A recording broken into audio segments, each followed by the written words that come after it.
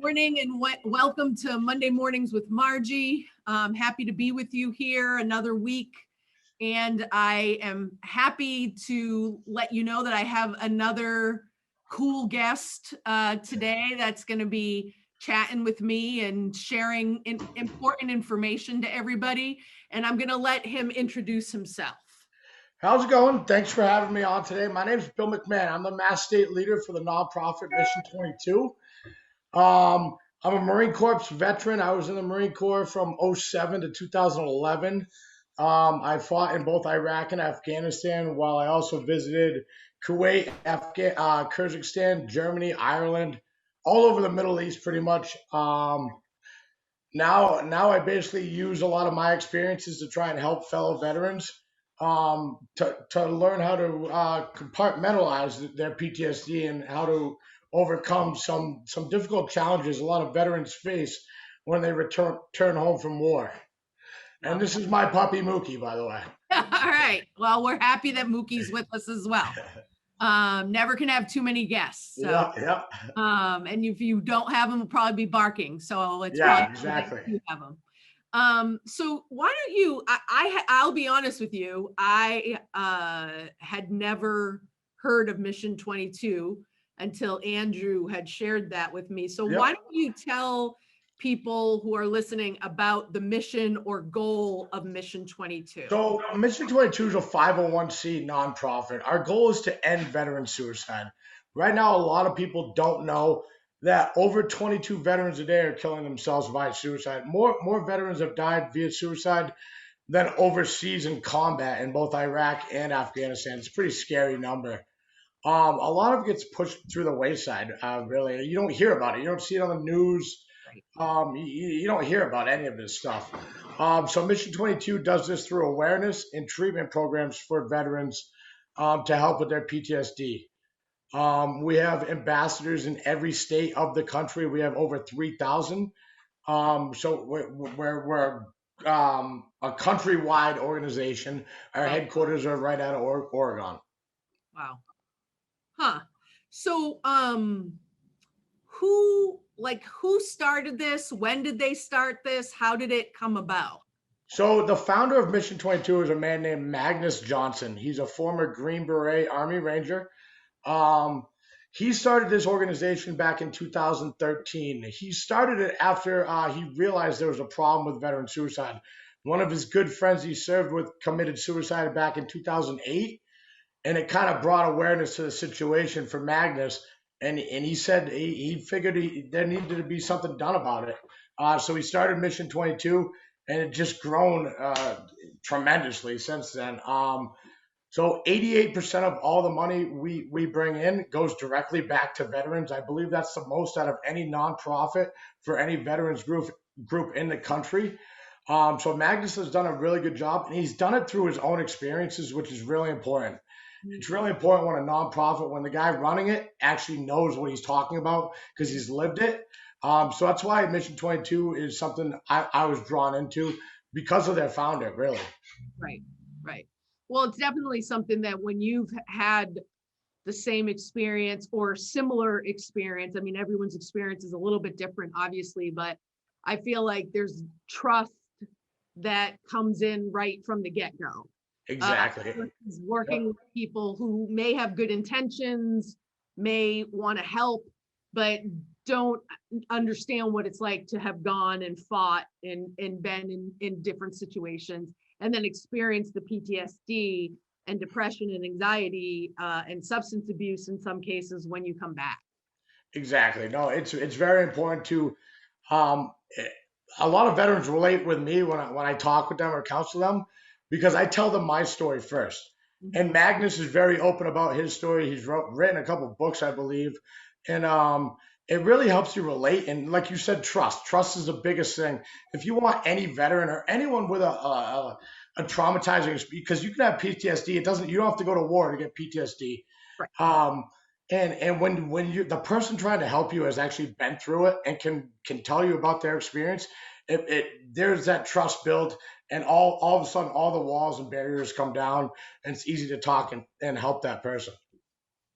So like tell us a little bit about how you got involved. I mean, it sounds like you were drawn to it for, those reasons, but how did you hear about it and how did you get drawn into doing this work? So, a couple years ago, my fourth friend I deployed with committed suicide. Wow. So at that point, I was kind of at my breaking point, to be honest with you. That's when I've been out of the military for a little over 10 years.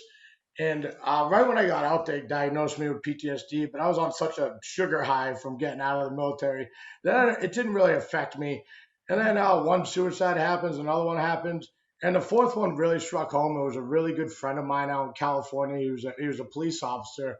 Mhm. So I reached out to Mission 22 for help. Mhm. And at the time, all their programs were full, so I couldn't get in. So I got in contact with a company called Vets for Warriors, and it's basically a call-in center.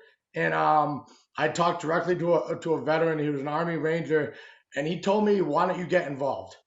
Get involved, Bill. Maybe we'll help you." And that's what I did. So I started doing events for Mission 22. Back in my first one was 2 years ago. I raised over $25,000 in like 2 months. Wow. Um, and it really changed my life, and it really made me heal a little bit by helping others.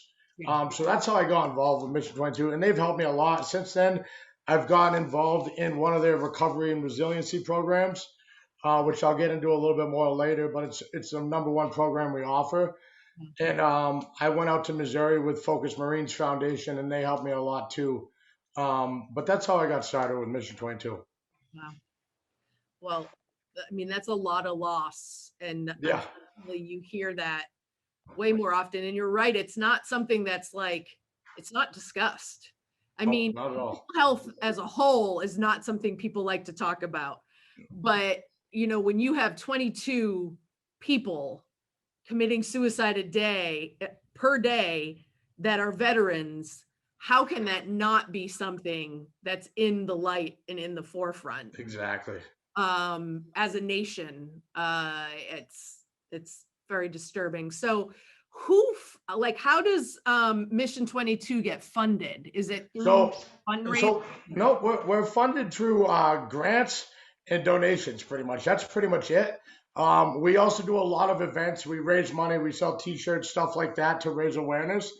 Um, but we're solely funded by donations and grants. I believe last year we raised over $2.5 million. Wow. And like I said, 88% of that goes directly back to the veterans. The people that run it, we're run by a board of directors. Mhm. So Magnus Johnson obviously heads that board. There's a Mhm. couple guys, his wife Sarah Johnson and Mike Kiesel. They're all part of the board of directors. Cindy Stinson, she basically is in charge of all the ambassadors and state leaders, and she oversees basically all the states and events. Wow. So it's a collaborative effort, but yeah. Now, can you give me a couple examples of some of the events, like either the event you ran or Yep, different? exactly. So I run a golf tournament every year. It's called Birdies for Heroes. It's out of the Garden Municipal Golf Course. Last year we raised $26,000. Wow. I also do an event called Operation Stomp Out Veteran Suicide. I didn't do it last year because of the pandemic, but I usually do a comedy show with some live music and a bunch of raffles and auctions. At all my events, I have a guest speaker. Uh, Last year at my golf tournament, my buddy Josh Eckhoff, he's paralyzed on the left side of his body pretty much, and from an IED blast, he came out and spoke. And some of these guest speakers, when you hear them speak, and I speak at all the events too, it literally really changes someone's life because, like you said, people don't know about this stuff. People don't talk about it. It's very hard for people to talk about this stuff. Yeah. So when you actually hear someone get up there and like basically lay it out there, plain and simple, Yeah. and some of the stuff's like, oh my god, Right. and people really relate to that, and that's how you really affect people and get your message across. Yeah. So you were saying that it's throughout the whole country. Yep, So, but like, so for example, in Massachusetts, yep. like how many, I guess, programs within Massachusetts? Like, you're obviously running one, but are there Yep. like multiple in Massachusetts throughout Yeah, the? so we partner with a lot of big veterans organizations. Okay. So the Green Beret Foundation is one of the foundations we partner with. Focus Marines Foundation. I do a little work for them also. They help me. They saved my life really. That foundation. Um, what else? Canines for Warriors. We help. Which if veterans need like a service dog or something, Mhm. we'll hook them up with Canines for Warriors, and they will help them get that service dog. We partner with a lot of local gyms. So there's about 35 gyms in Massachusetts that offer like free CrossFit and Brazilian Jiu Jitsu for veterans. So we do a lot of stuff like that. It's a lot of wellness stuff, Yeah. like self wellness, because that's what PTSD is. It's Mhm. really putting yourself first, and Mhm. you have to overcome some obstacles to do that. Yeah. But once you break down those walls and you start putting yourself first, it's incredible what you can do. Mhm. So, I'm not sure uh, how much you are comfortable sharing some of your story. And I know, we have some limitations on time, but I was Yeah. curious if, you said that one group sort of saved your life. I don't know if you want to give like people who are listening maybe a sense of what veterans, and again, every veteran's experience is Yeah. different, but there are some, similar threads, I'm sure. What are some of the things for you that were really difficult, and that pushed you to a place where you needed to reach for help? Um, it was really talking about stuff for me. So my fourth buddy that committed suicide, he pretty much did it over the phone with me. Mm. And that was really tough for me. And everything that's happened in my life, whether I never talked about anything that happened to me overseas or even any of my buddies' suicides. I would just basically, it's like having a backpack on. I just shoved everything back down in that backpack. And that backpack just kept getting heavier and heavier. And when I went out to Missouri for the Focus Marines Foundation, one of the things they had us do, which is the most powerful thing I've ever seen in my life, there was about 25 veterans out there. It was all Marines, and they had us. If you wanted to, you could go up in front of the stage and basically tell that one traumatic life experience that you've never taken out of your backpack. Mhm. And I did that, and I broke down in tears. And when you have 25 Marines that come up and give you a hug, and they're all like, "Hey, man, I'm there for you, brother." It's pretty cool, and that just takes the whole weight. And all of a sudden, you're like, "Wow, it wasn't so bad." And it was just me talking about it. It was just me. No one had to say anything. It was just some. I just wanted to talk Mhm. about it. And it's very hard um, to talk about stuff like that because PTSD is a lot of triggers. When you think about something, when you talk about something, whether it's a balloon popping or something, that could Yeah. all of a sudden trigger someone into a flashback or something like that. Yeah. So for me, it was a lot about like talking about things, and that's very hard for veterans to do. That's why I tell people every time anyone comes to me for help, the first thing I do before I even ask them about themselves, I tell them all about me. I Mm. tell them everything I've experienced overseas in Iraq, all about my buddy's suicides. Like it's real tough when you see someone commit suicide and he has two kids and a family, a great job, stuff that you look up to, Mhm. and you talk to him one week and he's fine, and the next day you're on the phone with him and that's it. Yeah. Um, so stuff like that. I've helped a lot of veterans. I've helped one of my favorite success stories is I helped a homeless veteran. I got him off the streets. I would pick him up every day. I would take him for a walk with my dogs. Um, and he would just talk to me for 30, 45 minutes a day. I'd Mm. drop him back off at his tent. Finally, I got him into a little homeless shelter. But now I finally got him into some free housing for Wow. himself. He's working down at Wendy's. He loves it. Um, Great. but he still checks in with me all the time. Like I trust him so much. I'll let him take my dogs on his own for a walk. Mhm. Um, and he just credits me with like just simple stupid stuff, just simple a walk, talking, just someone having your back can really save someone's life. And a Right. lot of people don't realize that you don't need to shove pills down someone's throat, just Mhm. have their back and be there for them. Mhm. Well, and also the fact that you trust him and look at him as a human being, because Exactly. often what happens in the population of homeless various people have differing views on homeless people and why they're homeless. And Exactly. Yep. so the fact that cared enough to spend the time you did and you trusted him, sort of helps him trust himself. Exactly. So, um, well, thank you. Thank you for sharing that. I mean, I think that the service that you all have provided, to our country, and the selfless service, and then to come back and have to carry that backpack or that burden, Yeah. alone and in silence, has to be probably one of the most painful things for anyone. I'm wondering, when you said you kept a lot of stuff to yourself, did you have like people around you, like family or friends or significant other, or that tried to kind of get you to open up, or did people want to sort of see you as pre kind of going, No, so a lot of people did try to get me to open up, and I was just very resentful towards it. Mm, I'll be honest with you, it pissed me off, to be honest. At the time when I was in that dark spot, I wasn't really open to. I figured, like, I always, like, when you have that Marine mentality, you kind of, it's that tough guy mentality, mhm. and so I tried to play it off. Like, I've always been able to internalize my own stuff, and Mhm.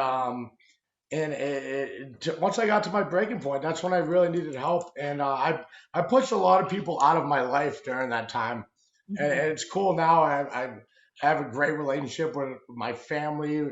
I have a 7-year old niece. We're actually going to the zoo this weekend, Oh, and fun. so she's a big part of my life now. So a lot of things have changed, and it's awesome. I mean, when you Yeah, finally focus on yourself a little bit, and you see how it works, and it helps the people around you as well. absolutely. It's pretty incredible. Yeah. I mean, because you feel somewhat helpless, but also the people around you who love and care for you. They feel like you're, yep, Yeah. exactly. They feel like they're doing a disservice to you because they see you suffering, but they're Right. scared to, they kind of walk on a tightrope to Yeah. talk to you because they don't want that bomb to go off pretty much. Right. Right. So, the veterans that you're working with, I mean, Yep. I think I probably know your answer to this, but I'm going to ask you anyways. What are the primary issues that, the veterans are coming to you for help with, whether it's So mental health diagnoses or sort of life issues? What are some of the primary things that you're seeing within the veteran community? it's a lot of life issues. It's a lot of triggers. Something traumatic in their life will happen, kind of similar to my story a little bit. Something bad will happen in their life, and all of a sudden everything just spitfires. It brings back bad memories. A lot of depression and suicidal ideations. Mhm. A lot of stuff like that. And a lot of these people don't have a support system at all, Yeah. and that's a big problem. Giving them a support system is one of the biggest factors. Because one of the things I'll ask them is, all right, what's your family? How's your family situation going? You have a Sure. girlfriend, wife, kids, whatever. Mhm. And a lot of that's been pushed off. And the reason they don't have a support system is because they've never asked for help and they've pushed everyone away. Mhm. And so it's a lot of stuff like that. Like it's mainly just like depression and like suicidal thoughts, or just hopelessness. Yeah. Yeah. And, how long when you start working with someone, I'm sure it differs, but how long till you start to see some of the initial changes with them in their life? Usually after a couple of weeks. So if it's someone I'm just working with, kind of on my own, and we don't really have to send them to any treatment programs, sometimes it's above my pay grade, and that's when, you know what I mean? 'Cause I'm not a doctor or anything. Yeah, yeah, yeah, yeah. Um, but um, but as far as just like talking with me, for example, that homeless veteran, within a month, I started seeing changes in him, in his behavior. Like, he'd get in the car. At first, he was scared to get in the car with me. And I Mm, don't blame him. I drive like a douche sometimes. But at first, he was scared to get in the car with me, and eventually, like, you could just tell by his body language and the way he'd answer your questions, or he'd start asking you questions, which is mhm, a very positive thing, I think. mhm. When you're dealing with someone and they kind of turn the conversation back on you a little bit, I think that's a positive sign of someone coming out of their shell a little bit. Absolutely. Yep. Absolutely. Do you have another success story you'd like to share? Either one that is from someone you worked with or a success story you're aware of? So my buddy Josh Eckhoff, actually, the guy who came and spoke at my golf tournament last year, he credits me with saving his life. He's tried to commit suicide about 3 times, failed every time, and I'll never forget the time I met Josh. After having a couple conversations with him and everything, he looked at me and he said, "I will never try that again, Bill, because of my attitude and my positive reinforcement to him." And he comes out here. He's from Missouri, and he's like, "I come out here for one day a year, and the people out here treat me better than I've ever been treated anywhere in the country." And he's just stuff like that. I mean, I have so many. I mean, I could go deep into. I mean, there's a lot of people we've helped. Um, Without their consent, I can't get too much into it. Yeah, But that's fine. yeah, yeah, It's just nice to hear that end of it. I mean, yeah, clearly there are big issues that need to be dealt with on a national and state level. absolutely. And I'm hoping maybe with the new administration, we might see some more focus. I don't know. But these are the reasons why I do these interviews and podcasts, because I'm just trying to get awareness out so people understand Exactly. what's going on out there. So you talked a little bit before, but what are some of the, like, if you were a veteran listening to this Yep. anywhere, in the US, what are the resources specifically available to veterans? And if you could review again, like, what are some of the agencies or groups that you guys partner with? Yep. So you can go right on to mission22.com, and you can get information there as well. You can also request to join one of our programs. Basically, you'll get interviewed and stuff like that. If you're looking for a service dog, I recommend Canines for Warriors. That's a good foundation. If you are in the Army, Green Beret Foundation is a very good foundation for soldiers. They help all branches of the military as well. The biggest one for me is Focus Marines Foundation. That foundation, they are awesome. You can just go right on their website. They'll call you the next day. A veteran will call you. They'll Wow. basically ask you some questions, and if it's something, if it's emergency, you can call the Veteran Suicide Hotline. Um, there's so many resources out there. You go on the VA.gov website. Yeah. Um, you can call me if you want. You can email me if you want. My email is massachusetts1@mission22.com. I don't care. I mean, Yeah. whatever you have to do to get a hold, send a carrier pigeon to me. I don't care. Whatever you got to do. Yeah. A lot of these organizations, they will not hesitate to get you help, though. It's not one of those things where you send something in, you wait 4 months down the road to get something back. Most likely, you're going to get a call in the next 2 hours. Definitely by the next day, a live person will call you and say, like, "Hey, what's up, man? What do you need? What can I do for you?" Yeah. That's amazing. Because my understanding, and I'm not an expert in this area, but Yeah. you go through the VA, it's a very different experience, a lot more bureaucratic. Yes. So I'll have a funny story about the VA. I refused VA services for the first 8 years I was out of the military. Wow. I did not like the VA at all. I Mhm. just started going back recently. I'm actually going to a PTSD group. I meet with a psychiatrist once a month, Yeah, and they've actually been awesome. They've made a lot of big changes in the VA, that's great. believe it or not. And I hope veterans know that if you do qualify for some of the veteran benefits of the VA, reach out to them because they have been unbelievable. And it kind of blows me away to say that right now because if you asked me this 5 years ago, Mhm. I wouldn't even, I would refuse to talk about the VA. Yeah. But they've been really good on the ball. They call me every damn day. It's kind of annoying. Um, but they've been awesome. They've made a lot of changes there. I think they've increased their staffing big time so they can be more one-on-one with you. Like I Right. have my own casualty combat nurse. I have my own doctor. And again, it's pretty cool. That's good. That's good Yeah, because I know historically the VA was sort of over, like they had too many people and not enough not staff enough staff. Yep. services. Exactly. And then there was, bureaucratic stuff. So it's good to know that they've been able to kind of redo their system to meet people's needs better. No, exactly.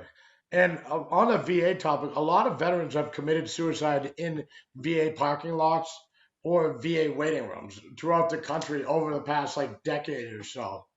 I think so. And it's too bad when we talk about awareness that it takes something like that for something to change. Yeah. But what's that? I think that was a big part in them kind of getting their stuff together. Because you bring awareness to a situation in the wrong way, but Right. sometimes that how bad does something have to get before we make a change? And that's kind of what the veteran suicide thing. The pandemic didn't help us at all with veteran suicide. I don't know the exact numbers right now, but I know right before the pandemic it was like 20.7 veterans a day, and I know that number is well over 22 now, which Yeah. is pretty sad. Yeah. But people are working to make it right, and I'm not going to stop. I'm not going to stop till I'm 6 feet in the ground trying to help people. I'll tell you that right now. They're lucky to have you. So I want to wrap up, but I guess I wanted to ask you if there was a veteran listening out there, a person who is struggling with PTSD or depression or whatever, substance abuse, and they're feeling suicidal or not feeling suicidal, just feeling really down. Like, do you have something you would want to say to them? Yeah, absolutely. So one of my biggest things is turning a negative into a positive. And it's very hard to do that. Also, step out of your comfort zone. Do not be scared to step out of your comfort zone. It's very hard to do for a veteran to humiliate yourself a little bit. But stepping out of your comfort zone, it will be the best thing you've ever done in your life. And don't be scared to ask for help. It's not easy. It took me 10 years, Mm-hmm. but it changed my life. And I have a list of veterans that will tell you the same thing. But the main thing, get out of your comfort zone, ask for help, look into resources, try something new. Mm-hmm. You know what I mean?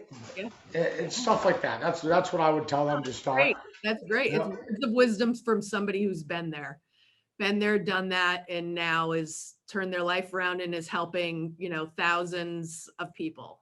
So that's Yeah. an amazing story. Well, I appreciate you taking the time to come on with me. As I said to you, we're trying to shed light, on lots of different aspects of mental health and just wellness in general amongst, all different kinds of communities. And so I'm very happy that you were willing to take the time to talk about this because, it's really, really important stuff. So Thank you. I appreciate you guys having me on and supporting veterans. It means a lot to me. And anytime you guys want me to come on, whatever, let me know. I'd love to talk about it. You guys are awesome. Keep doing what you're doing. I appreciate it. absolutely. Absolutely. So thank you to our listeners. I hope that you have a great week and be well. Take care. Take care.